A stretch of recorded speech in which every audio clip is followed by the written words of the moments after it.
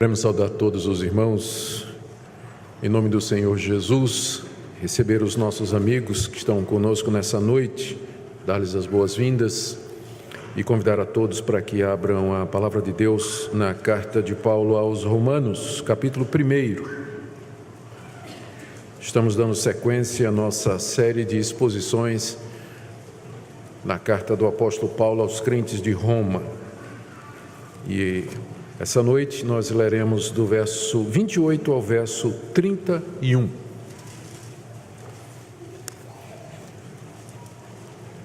Romanos capítulo 1, de 28 a 31. Diz assim a palavra de Deus: E por haverem desprezado o conhecimento de Deus, o próprio Deus os entregou a uma disposição mental reprovável, para praticarem coisas inconvenientes, cheios de toda injustiça, malícia, avareza e maldade, possuídos de inveja, homicídio, contenda, dolo e malignidade, sendo difamadores, caluniadores, aborrecidos de Deus, insolentes, soberbos, presunçosos, inventores de males, desobedientes aos pais, insensatos, pérfidos, sem afeição natural e sem misericórdia. Até aqui a leitura da palavra de Deus. Vamos orar mais uma vez, pedindo que o nosso Deus queira nos conduzir na compreensão da sua palavra. Ó Deus, que privilégio para nós estarmos aqui nessa noite, que privilégio para nós podermos conhecer-te, que privilégio termos uma disposição mental aprovada por ti, e que também aprova as coisas excelentes, que aprova a tua pessoa, as tuas obras, a tua revelação, os teus atos. Te damos graças, ó Deus, porque no meio da humanidade em trevas e na ignorância, o Senhor teve compaixão de um povo e trouxe esse povo pelo Evangelho e deu a verdade a esse povo. Te damos graças por aqueles de entre nós que fazemos parte desse povo só pela tua misericórdia.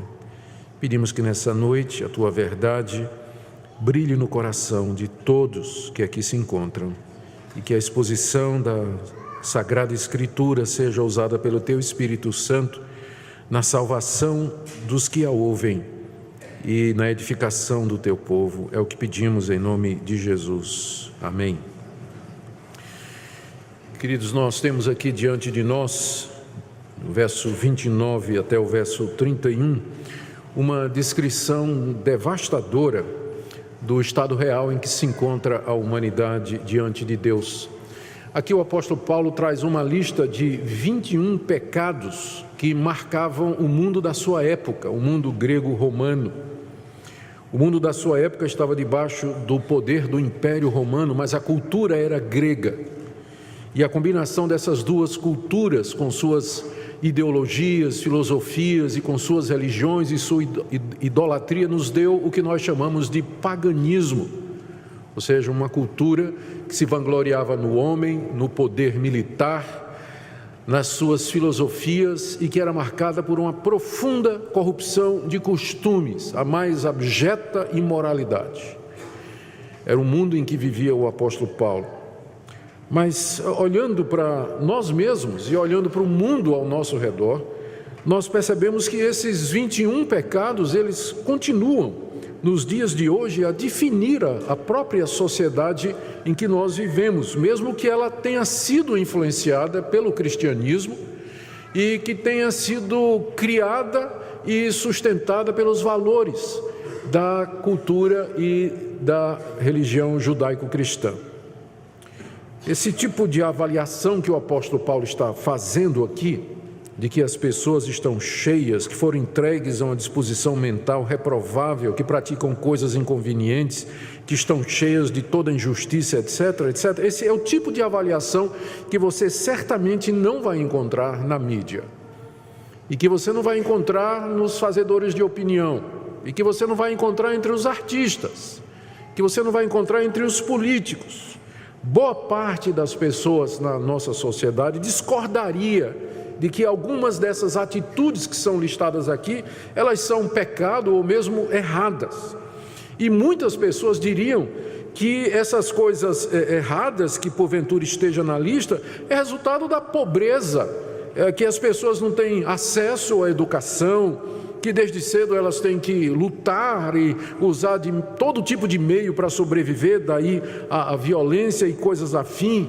Isso aqui é o resultado de políticas erradas do governo, que não educa a população, que não, enfim, que isso aqui é o resultado da dominação de algumas classes que oprimem os pobres e assim por diante. Mas, contudo, para o apóstolo Paulo, esse tipo de atitude que caracteriza a sociedade é o resultado das pessoas terem rejeitado a Deus. Terem rejeitado a Deus. Essa é a raiz dessa sociedade em que Paulo vivia, a raiz da situação da sociedade em que Paulo vivia, e continua sendo a causa para o que nós vemos ao nosso redor. É que o mundo virou as costas para Deus. As pessoas viraram as costas para a revelação que Deus fez de si mesmo. Esse estilo de vida que Paulo retrata aqui bem descreve então a sociedade secularizada em que nós vivemos. O alvo de Paulo, quando escreveu esse catálogo de pecados, foi mostrar a verdadeira situação do mundo pagão e por que é que ele precisava pregar o evangelho na Espanha, que estava dominada por essa mentalidade. Essa é a razão pela qual ele escreveu a carta aos Romanos. Ele queria angariar a simpatia dos crentes de Roma para anunciar o evangelho lá nas brenhas do mundo pagão, lá ao norte, onde Cristo ainda não havia sido anunciado, lá para as bandas da Espanha. Por isso que aqui no capítulo 1 ele demonstra, vimos isso desde o verso 18, a situação de condenação e miséria em que o mundo pagão se encontra, sem o conhecimento de Deus e preso e condenado pelos seus próprios pecados. O meu objetivo nessa noite, então, meus irmãos, é procurar entender isso que Paulo descreve aqui no verso 18, no verso 28, como sendo uma disposição mental reprovável. O que é isso? Qual é a origem disso? De onde ela procede? Quais são os seus efeitos e de que maneira nós podemos combater essa disposição mental? Vamos começar então nos perguntando o que é que Paulo quer dizer com isso. Verso 28, Deus os entregou a uma disposição mental reprovável. Literalmente aqui o que nós encontramos é a expressão uma mente reprovada. Uma mente reprovada, ou seja, uma mentalidade condenada por Deus e que por si só aprova aquilo que Deus condena, a uma mente que gere ou produz maus pensamentos. Outra tradução possível seria uma mente corrompida. É isso aqui que Paulo está falando. E significa essa disposição mental reprovável, significa uma mente que perdeu a capacidade de discernir entre o certo e o errado. Por isso que ela é capaz de fazer aquela lista que vem embaixo, porque ela não acha essas coisas erradas ou ruins. Então, ela perdeu essa capacidade, por isso que ela é uma disposição mental reprovada por Deus. Ela não consegue mais fazer a diferença entre o certo e o errado. E mais, ela não somente não consegue perceber a diferença entre o certo e o errado, ela não consegue perceber as consequências de fazer as coisas erradas, porque há consequências quando nós fazemos esse tipo de coisa. Mas essa mente reprovada, ela não consegue ver muito além do que ela tem vontade de fazer. Ela quer experimentar aquilo, ela quer provar aquilo, e as consequências ela não leva em consideração. E por conta disso também, essa disposição mental reprovável é a atitude da pessoa que não consegue mais se indignar com o erro. É uma pessoa que consegue conviver com todo esse catálogo aqui de coisas e não sentir coisa nenhuma, uma espécie de sociopatia espiritual. Sociopata é alguém que é incapaz de ter sentimentos por outras pessoas ou sentir alguma coisa. E aqui é uma espécie de sociopatia espiritual. A pessoa, ela vê o erro, ela sabe que está errado, mas ela está indiferente. Se está certo, se está errado, para ela não interessa. Essa é uma mente reprovada, e mais adiante ela é incapaz de avaliar o juízo e o castigo que estão reservados para aqueles que praticam esse tipo de coisa, porque aquilo que o homem plantar, isso ele vai ceifar também, ou cedo ou tarde. Um dia a consequência do que nós fazemos vai nos encontrar, mas uma pessoa cuja mente está reprovada, é uma mente reprovável, ela não pensa nessas coisas, na consequência dos seus atos. Primeiro, se está certo ou se está errado, ela não consegue mais ver a diferença entre um e o outro. Por isso ela se lança a fazer aquilo que ela tem vontade e ela não mede as consequências do que vem depois. É isso que Paulo quer dizer aqui. E vai mais além. Nós vamos ver depois, quando chegarmos no verso 32, que essa mente, e não vai ser hoje, que essa mente, essa atitude, essa disposição mental reprovável, ela aprecia e ela tem prazer na coisa errada. Não somente ela não faz muita diferença entre uma coisa ou outra, mas quando ela pratica o que é errado, ela tem prazer em fazer essas coisas. E aí ela procura justificar por que é que faz tais coisas, como o marido que trai a mulher, acha isso natural porque deixou de gostar da mulher e agora acha essa mais atraente. Há um processo de justificação, né? Do tipo assim, não, eu roubei a empresa ou eu sou desonesto nos meus negócios, porque se eu for pagar tudo quanto é de imposto, ou se eu for andar certinho, o meu negócio vai quebrar e por aí vai. Ele começa a justificar esse tipo de coisa.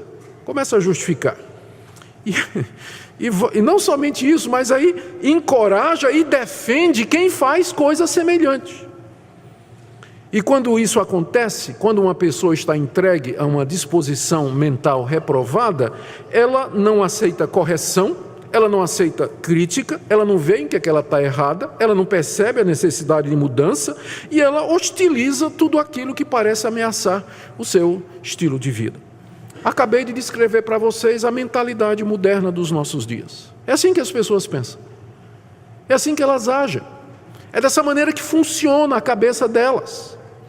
É dessa forma que elas justificam as coisas que elas fazem. A mente delas não é mais capaz de discernir o certo e errado, de avaliar as consequências. Ao contrário, tem prazer em fazer aquilo que é errado, e não somente fazer, mas justificar, esconder o que faz, dar desculpas ou, enfim, tentar de alguma forma hostilizar qualquer pessoa ou qualquer ideologia que venha contra o pensamento e a prática delas. Isso é o que o apóstolo Paulo descreve aqui como sendo uma mentalidade, uma disposição mental reprovável ou reprovada.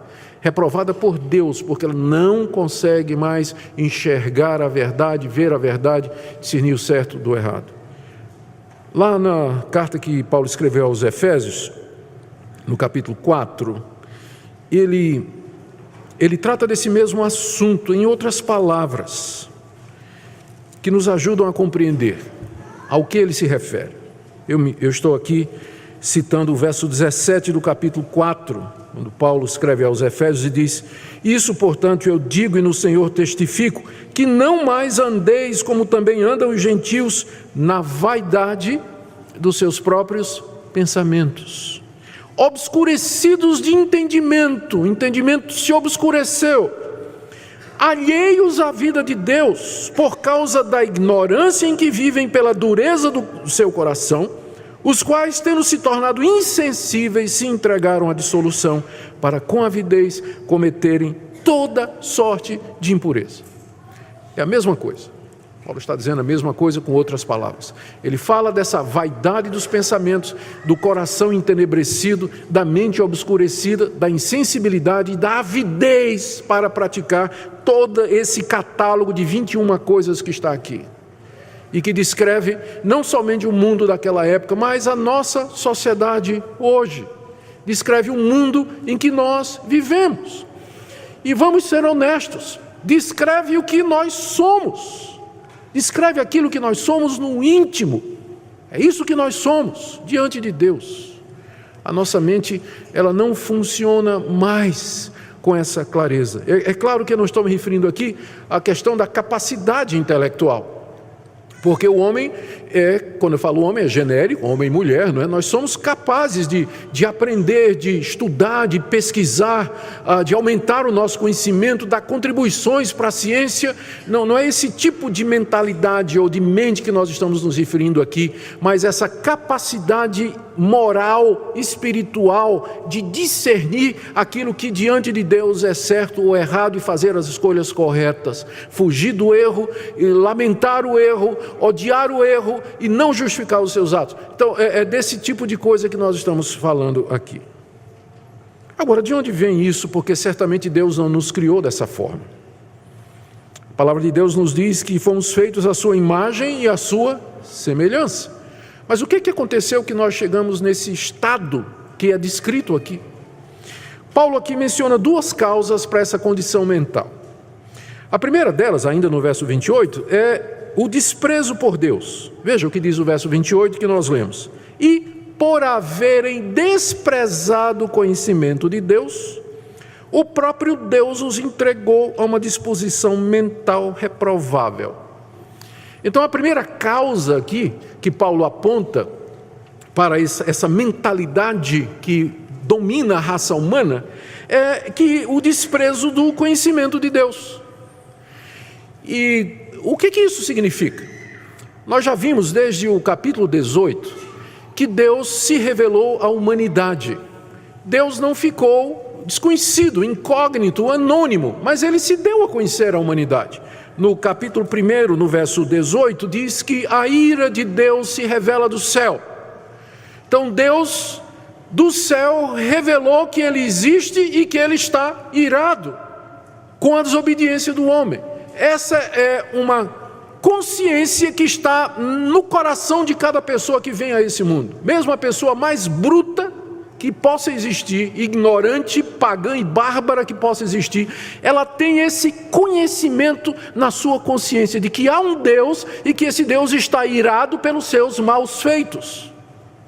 E não só isso, não satisfeito em se revelar na consciência do homem, Deus se revela pela criação, como diz o verso 20, que os atributos invisíveis de Deus, o seu poder, a sua divindade, claramente se reconhecem desde o princípio do mundo, sendo percebidos por meio das coisas que foram criadas. Os céus proclamam a glória de Deus, o firmamento anuncia a obra das suas mãos, toda a criação fala de Deus, nós estamos cercados da glória de Deus por dentro e por fora, Ele está em todo lugar, está ao nosso redor. Por isso que Paulo diz aqui no final do verso 20, os homens são indesculpáveis. Não tem ninguém que no dia do juízo vai poder dizer assim, eu não sabia que havia um Deus e que esse Deus era santo e que esse Deus tinha o certo e tinha o errado.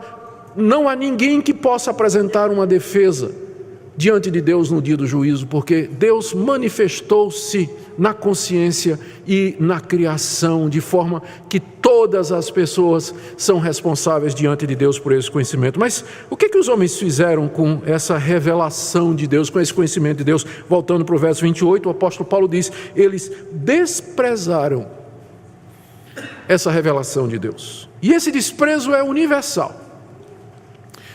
É universal. É cometido por todos. Desprezar aqui significa não aprovar, literalmente na língua grega. Não aprovaram ter Deus no seu conhecimento. Está escrito assim, literalmente. Não aprovaram Deus. Do tipo assim, eles olharam, examinaram e disseram, não, vamos desprezar isso aqui, não tenho interesse, não quero saber desse Deus, eu quero seguir a minha vida.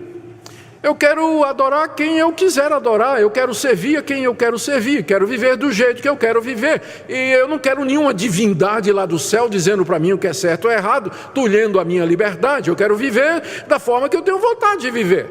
Eles desprezaram essa revelação que Deus fez de si mesmo, ou seja, não aprovaram acharam que não valia a pena reter esse conhecimento de Deus, não deram aprovação nem reconhecimento ao Criador de todas as coisas, por isso desdenharam, rejeitaram, deixaram de lado, enfim, é um processo mental que Paulo já descreveu, e nós já vimos isso no verso 21, não é? Voltando um pouquinho, eles se tornaram nulos em seus próprios raciocínios, depois no verso 25, mudaram a verdade de Deus em mentira, e em vez então de aceitar a revelação de Deus e adorar a Deus, eles começaram a adorar a si mesmos e adorar os animais.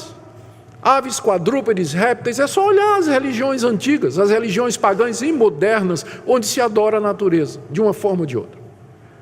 Então, essa é a causa da mentalidade reprovada, porque eles reprovaram o conhecimento de Deus que faria com que a mente deles funcionasse da maneira correta.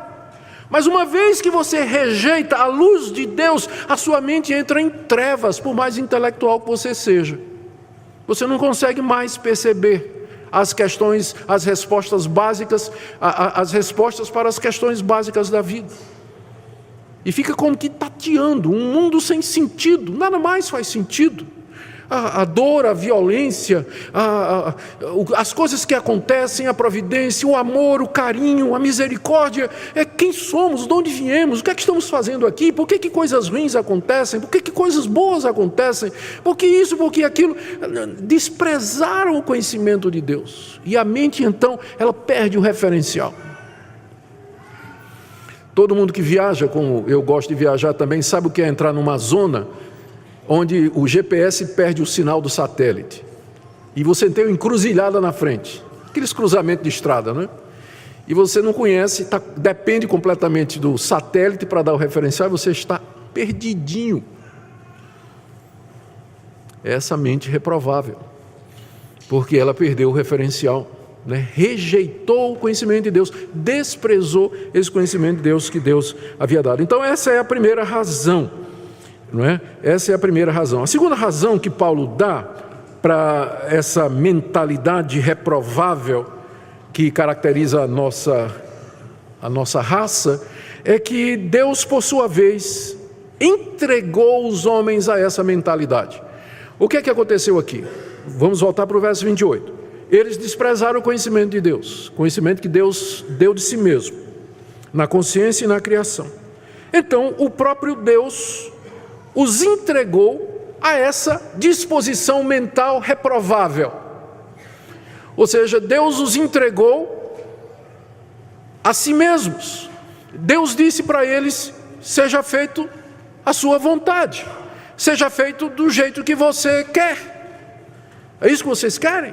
Vocês viraram as costas para mim, vocês me menosprezaram, me rejeitaram, vocês querem viver por vocês mesmos? Tudo bem, eu vou entregar a vocês a mente de vocês, a maneira de pensar de vocês, e o resultado é isso que Paulo chama de mente reprovável. Nós já vimos nas mensagens anteriores que Deus, como castigo ao homem por conta dessa rejeição que o homem fez de Deus, que Deus primeiro os entregou à imundícia. Verso 24, Deus entregou tais homens à imundícia. Deus depois os entrega às paixões infames. Verso 26, por causa disso os entregou Deus a paixões infames. E agora Paulo diz que Deus os entrega a uma mente reprovada. Que é o final de tudo isso. É quando finalmente a pessoa perde a capacidade de entender, discernir, enxergar, chegou no fim. Um dos dons mais preciosos que nós temos é a capacidade de pensar, de discernir, de avaliar, de entender, de reconhecer. A memória, como faz bem para nós, não é? Memória, a gente lembra das coisas, das boas, das ruins também. Discernir e fazer cálculos e imaginar a lógica que nos ajuda a dizer qual vai ser o resultado dessa decisão que eu vou tomar aqui. A mente é um privilégio, é uma coisa gostosa você ter domínio da mente, uma mente clara, que coisa privilegiada. E nós sabemos como aflige as pessoas quando algumas daquelas doenças que se constituem distúrbios, elas tiram essa capacidade da pessoa, a pessoa perde a capacidade de reconhecer os outros. Às vezes ela está numa espécie de esquizofrenia, fica ouvindo vozes, não é? Ou uma bipolaridade, a mudança de humor de uma situação para outra, sociopata, que ele não tem sentimentos mais pelas pessoas, algumas doenças degenerativas que a pessoa vai perdendo o reconhecimento, não consegue saber mais onde está, e tudo mais. Imagine tudo isso transferido para o mundo espiritual. É isso que Paulo está descrevendo aqui. É uma mente acometida desses distúrbios causados pelo pecado e que, portanto, não consegue entender o seu próprio estado diante de Deus, não consegue ver o que está errado com os pecados, o que está errado com o que eu estou fazendo, todo mundo faz, qual é o problema disso que eu estou fazendo? Ele não consegue ver. Deus o entregou a uma disposição mental reprovável e ele nem consegue ver isso, nem consegue ver isso. Que esse é o estado em que ele se encontra. Esse é o estado em que ele se encontra. Veja que essa entrega de Deus é uma entrega punitiva. O castigo do pecado é pecado. Eu estava lendo um comentário que o pastor disse que alguém chegou para ele e disse assim: pastor, a AIDS é o pecado da homossexualidade? Ele disse: não, o pecado da homossexualidade é a homossexualidade mesmo. É isso mesmo, a AIDS é uma doença como qualquer outra, câncer, vem, não é? Mas o castigo do pecado é mais pecado, e o castigo para reprovar a Deus é uma mente reprovada. É interessante porque há um trocadilho aqui no original que não aparece na nossa tradução. No verso 28, né? E por haverem reprovado o conhecimento de Deus, Deus os entregou a uma mente reprovada. Há um trocadilho original, intencional aqui no original. Ou seja, Deus está dando o castigo na proporção justa. Vocês me reprovaram, então eu vou entregar vocês a uma mente reprovada. A uma mentalidade reprovada. E qual o resultado então dessa mente reprovada? E aqui entra o nosso catálogo de 21 coisas. Essas 21 atitudes que Paulo lista aqui, elas são o resultado dessa mente reprovada, dessa disposição mental reprovável, a qual Deus entregou à humanidade por conta da reprovação que a humanidade fez do conhecimento de Deus. São chamadas de coisas inconvenientes, veja o final do verso 28. Deus os entregou a uma disposição mental reprovável para praticarem coisas inconvenientes. Vocês agora percebem que a prática de coisas inconvenientes é o resultado já de um problema aqui. Primeiro começa aqui, não é? Depois vai para a prática. O erro começa aqui. A pessoa primeiro se justifica, faz aqui na cabeça, cobiça a mulher do próximo aqui, cobiça os bens do próximo aqui, trama planos aqui, inveja aqui, e depois é que ele vai para a prática, mas tudo começa na disposição mental reprovável. Então, uma vez que eles estão entregues a essa mente reprovável, o passo seguinte é que a vida, a atitude, a maneira de ser é imediatamente afetada. E uma vez que você perdeu o norte ético do certo e do errado, o passo seguinte é você romper as barreiras na prática. Você então agora está liberado, sua mente liberou, você se sente livre então agora para fazer todas essas coisas que você tem vontade. E aí vem esse catálogo aqui de coisas que Paulo diz que são erradas, impróprias diante de Deus e dos homens, menos para essas pessoas que consideram essas coisas como naturais e normais. São 21 atitudes, algumas observações sobre essa lista. A primeira delas, é claro, essa lista ela não é exaustiva. Paulo está apenas dando uma amostra do que é que acontece numa sociedade ou com indivíduos que rejeitaram a Deus e viraram as costas para Deus e que então estão dispostos a seguir o seu próprio caminho. O resultado, na prática, é esse aqui. Então, essa lista ela não é completa, tem mais coisas. Há muitas listas de pecados, vamos chamar assim, no Novo Testamento e no Antigo, onde tem outras coisas que complementam essas aqui. Aqui mesmo nessa própria lista, o apóstolo Paulo não inclui a homossexualidade, porque ele já tratou nos versos 27 e 28, que foi objeto da última mensagem que eu preguei aqui na carta aos Romanos, não é? Ele já tratou desse tipo de comportamento, e agora por isso não entra nessa lista, mas ele já falou disso aqui. A segunda observação é que quando a gente dá uma olhadinha nessa lista, a gente percebe que ela não é somente uma lista de pecados sexuais, não é? Como se pensaria, mas na verdade representa a quebra de todos os mandamentos de Deus. Eu não sei se Paulo fez de propósito, mas a gente pode traçar praticamente cada um desses pecados mencionados aqui a um dos mandamentos de Deus. Os 4 primeiros mandamentos de Deus, estou falando aqui dos 10 mandamentos, os 4 primeiros têm a ver com Deus. Não terás outros deuses diante de mim, não tomarás o nome de Deus em vão, não farás para ti imagem de escultura, lembra do dia de descanso para o guardar e tudo mais. E você vê Paulo aqui mencionando, aborrecidos de Deus, insolentes, soberbos, presunçosos e insensatos. É tudo pecado contra Deus, é afronta a Deus. O homem arrogante, o homem insolente, o homem soberbo e literalmente aborrecido de Deus. Ele não quer saber de Deus, ele tem aborrecimento de Deus. Quebrou todos os 4 mandamentos, primeiros mandamentos da primeira tábua.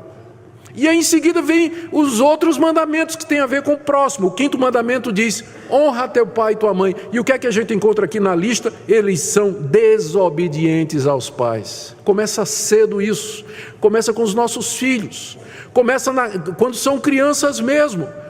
Já manifesta essa mentalidade reprovada de se virar contra toda autoridade, contra aquilo que é certo e que é errado. Não vamos pensar que isso aqui é coisa de adulto, não. Isso acontece com adolescente também, com criança também. Desde cedo se manifesta na nossa raça essa infecção que nós nascemos com ela, herdamos dos nossos pais. Também fala aqui de falta de afeição natural. Está vendo aí no final?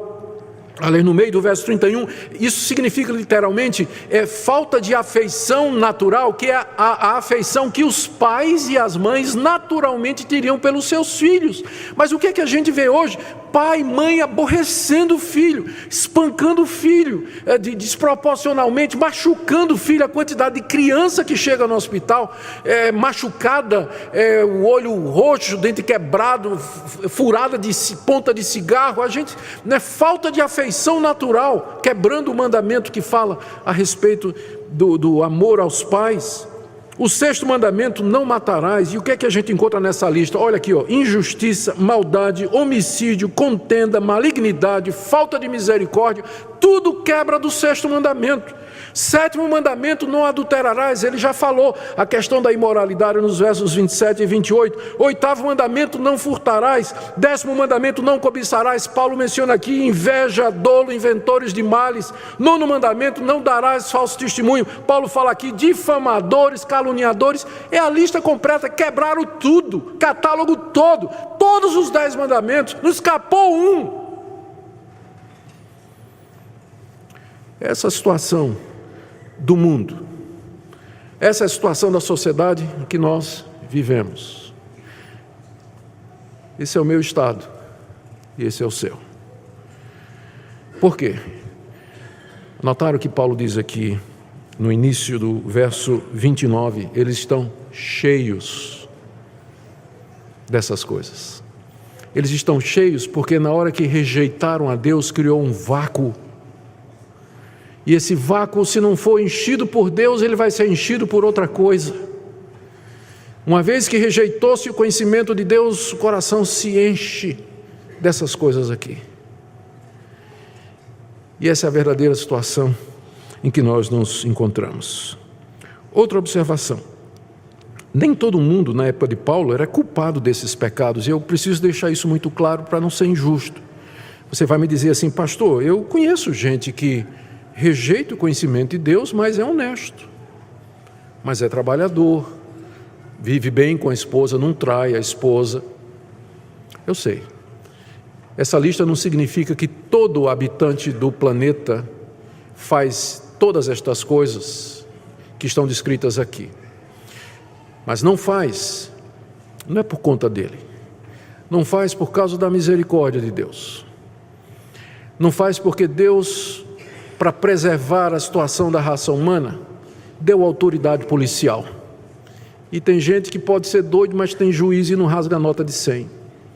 Ele sabe que se fizer, ele vai pagar, vai ter processo, vai ter uma multa. Então ele parece bonzinho e guardador da lei, mas é que Deus botou temor no coração dele. Tem outras pessoas que parecem pessoas bondosas e misericordiosas. Deus os agraciou com um temperamento bom. Uma disposição natural, alegre, sempre faceiro e para ele tudo está bem. Não é dele. O coração dele está pronto para fazer essas 21 coisas ou mais. Mas é que Deus lhe deu uma disposição, uma índole. Outros tiveram o privilégio de nascer num lar de valores, ou um lar cristão. E mesmo que hoje não são mais crentes em Jesus Cristo, mas aquilo que eles aprenderam na infância, eles mantêm. Eles não conseguem se livrar da educação boa que eles tiveram.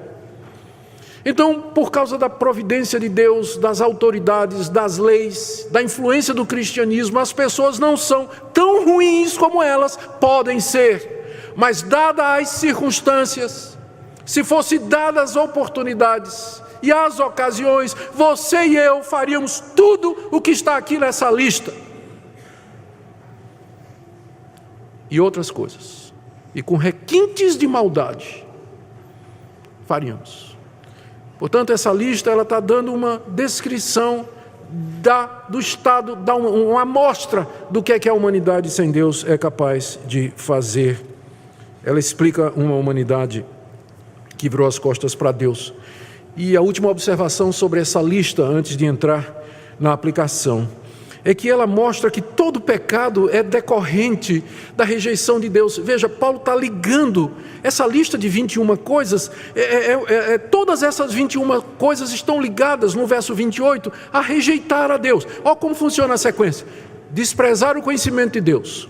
Deus os entregou então a uma atitude mental reprovável. Aí eles fizeram um monte de coisas inconvenientes. Por exemplo, são desobedientes aos pais. O que Paulo está dizendo é que desobediência aos pais tem origem na rejeição de Deus no coração da criança, do adolescente e do jovem, e que é estimulado pela nossa sociedade permissiva, com essas práticas e ideologias que vêm às vezes do governo, e vêm dos fazedores de opinião, e de determinados psicólogos e educadores, que em vez de nos ajudar a reprimir, no bom sentido, a reformar, a ajudar a criança a lutar com a malícia do seu coração, na verdade estimula. Mas pelo que temos aqui, desobediência aos pais é um problema espiritual, nasce pela rejeição da revelação de Deus já no coração da criança. Toda essa lista aqui está ligada, cada um desses pecados está ligado à rejeição de Deus. Ou seja, nós vivemos, como diz a expressão em latim, coram Deo, diante de Deus. O mundo está diante de Deus, mesmo nas suas iniquidades. Quando o mundo peca, ele peca contra Deus, mesmo que não acredite em Deus, mas ele está pecando contra Deus. Nele existimos e nele nos movemos, e dele nós tiramos nossa vida, nosso sustento e o que nós somos. Todo pecado, enfim, é contra Deus. O resultado final que nós temos aqui é um quadro devastador, meus irmãos e amigos. Nós temos aqui a justa condenação de toda a raça humana, a corrupção integral da pessoa humana e a impotência para resolver o problema, porque ele está preso nessa mentalidade, ele não consegue ver que ele está condenado, ele não consegue perceber como ele tem ofendido a Deus pelos seus pecados, ele não consegue enxergar as consequências que lhe aguardam.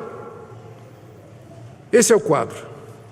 E essa passagem, então, ela nos ensina que há várias coisas que precisam ser revertidas em nossa vida para que nós sejamos salvos.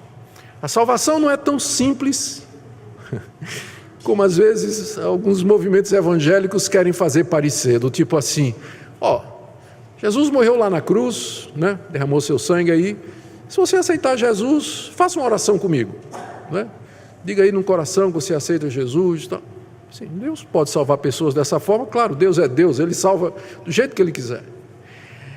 Mas o que está envolvido na salvação de um pecador, olha o que é que está envolvido pelo que nós lemos aqui. Primeiro, a ira de Deus está sobre nós por causa da nossa impiedade e da nossa perversão, porque nós rejeitamos o conhecimento dele. Então a ira dele está sobre nós. Romanos capítulo 1, verso 18. A ira de Deus se revela do céu. Não acredite num evangelho que diz assim: o nosso Deus, ele é amor, né? Ele de fato é amor, mas isso é só metade do que a Bíblia diz a respeito de Deus. O nosso Deus é um Deus amoroso, Ele compreende, é um Deus Deus não fica chateado, né, com essas coisinhas que eu faço. O Deus que acredita, não, meu Deus é um Deus de amor, é um Deus compassivo, né? Ele não se importa com minha vida errada, que eu traio minha mulher, que eu sou desonesto, que eu sou mentiroso, que eu vivo fofocando, falando mal dos outros, caluniando os outros no WhatsApp, no Facebook. Deus não liga, Deus nem sabe o que é Facebook, e vai por aí, tal, é mentira. Não acredite nisso.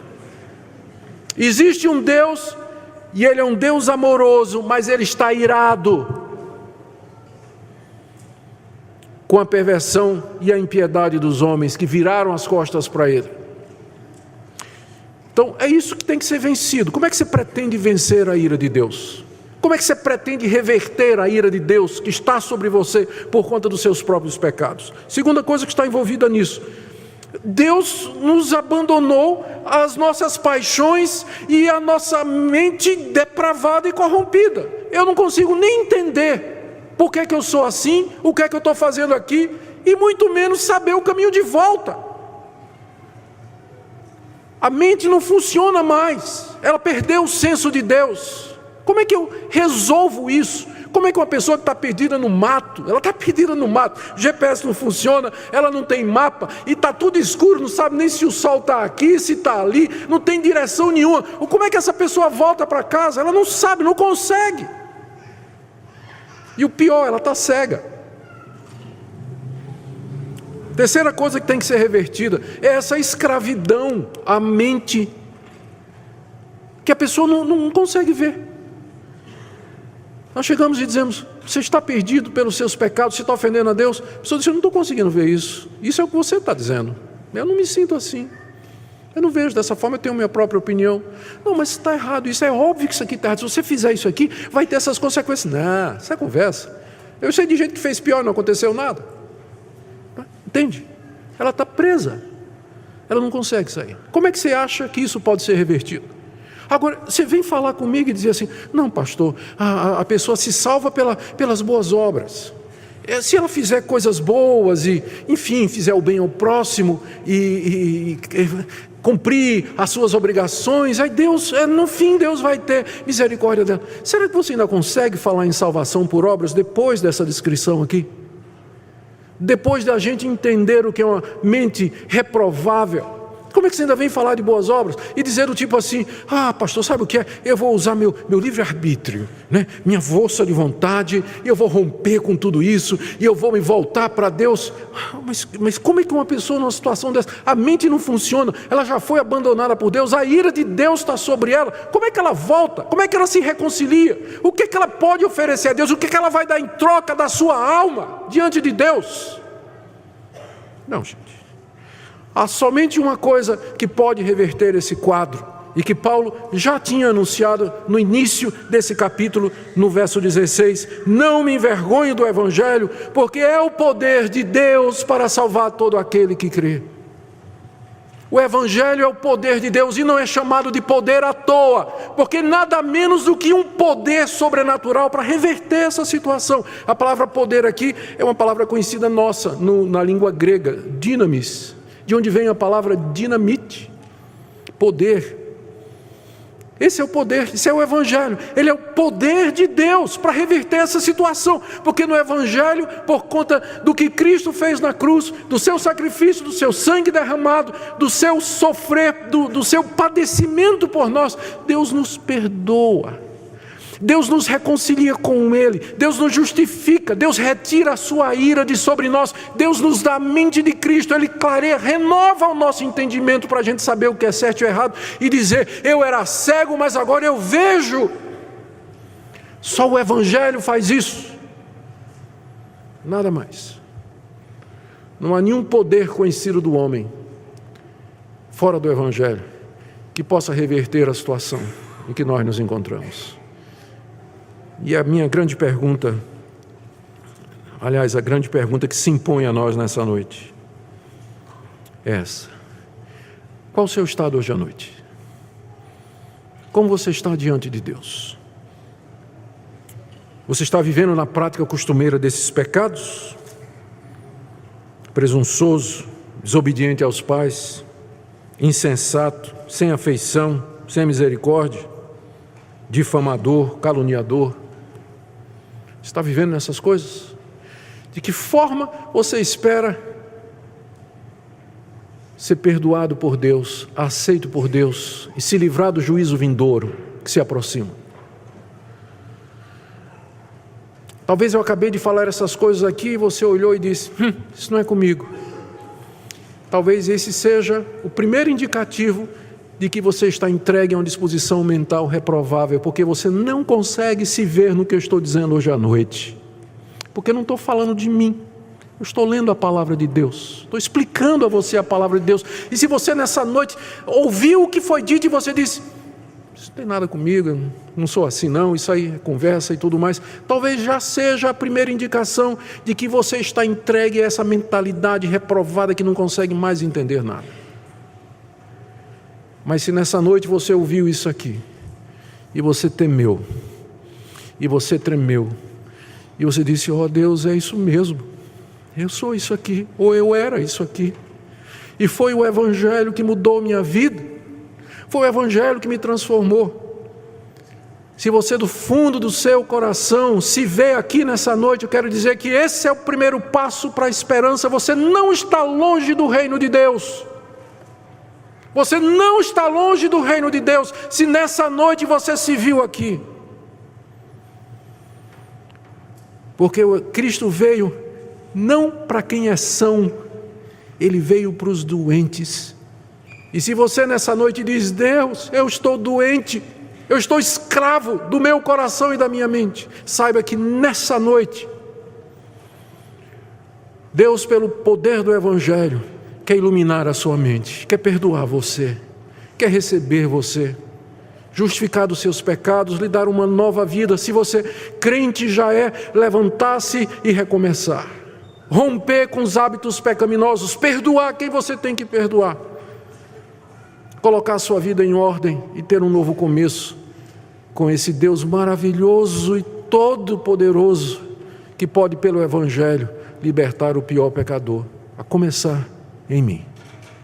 Que Deus nessa noite tenha misericórdia de nós e que sua palavra cale nos nossos corações e que pecadores sejam salvos nessa noite, como um dia eu fui também e tantos outros foram aqui, e que o povo de Deus seja santificado e renovado para viver para a glória dele. Amém.